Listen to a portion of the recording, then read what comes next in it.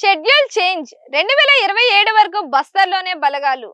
మావోయిస్టుల ఏరివేతకు భద్రతా దళాలు చేపట్టిన అత్యంత ప్రతిష్టాత్మక మిషన్ ఆపరేషన్ కగార్ చివరి దశకు చేరుకుంది.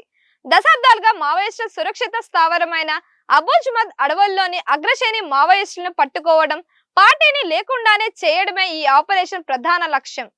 ఈ భారీ ఆపరేషన్ లో బీఎస్ఎఫ్, డిఆర్జీ, ఎస్టీఎఫ్, ఐటీబీపీ బలగాలు పాల్గొంటున్నాయి. ఇప్పటి వరకు జరిగిన ఆపరేషన్ లో మావోయిస్టు పార్టీకి భారీ నష్టం వాటిల్లగా కొంతమంది కీలక నేతలు మరణిస్తే మరికొందరు లొంగిపోయారు. ఈ ఆపరేషన్ ద్వారా మావోయిస్టులకు సంబంధించిన ఆయుధాలను సైతం స్వాధీనం చేసుకున్నారు. సాధారణంగా వర్షాకాలంలో దట్టమైన అడవుల్లో సెర్చ్ ఆపరేషన్లు కష్టమవుతాయి. కానీ ఆపరేషన్ కగార్ ద్వారా నిరంతరం మావోయిస్టులపై నిఘా ఏర్పాటు చేశారు. డ్రోన్లు, శాటిలైట్ ఇమేజరీ ద్వారా మావోయిస్టుల కదలికలను నిరంతరం గమనిస్తున్నారు.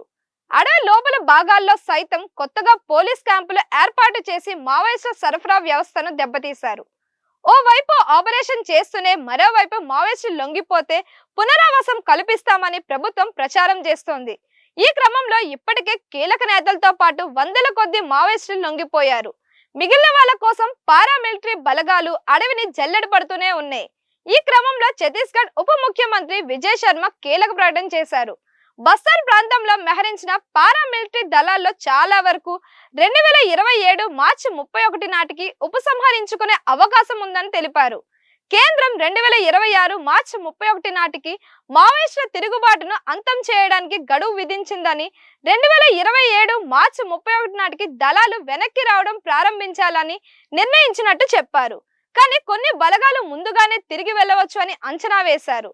ఆ తర్వాత బలగాలన్నీ కూడా వెనక్కి వెళ్లిపోతాయని స్పష్టం చేశారు. కేంద్ర పునరావాస విధానం కింద లొంగిపోయిన మావోయిస్టులకు ఫిక్స్డ్ డిపాజిట్లు, వృత్తి శిక్షణ కోసం 38 కోట్ల రూపాయలు కేటాయించినట్లు తెలిపారు. మావోయిజం అంతం కావాలని, శాంతి నెలకొనాలని అందరూ కోరుకుంటున్నారని చెప్పారు. ఈ ఏడాది మార్చి 31 నాటికి మావోయిజం అంతమవుతుందని ప్రభుత్వం పదే పదే చెబుతుందని అన్నారు.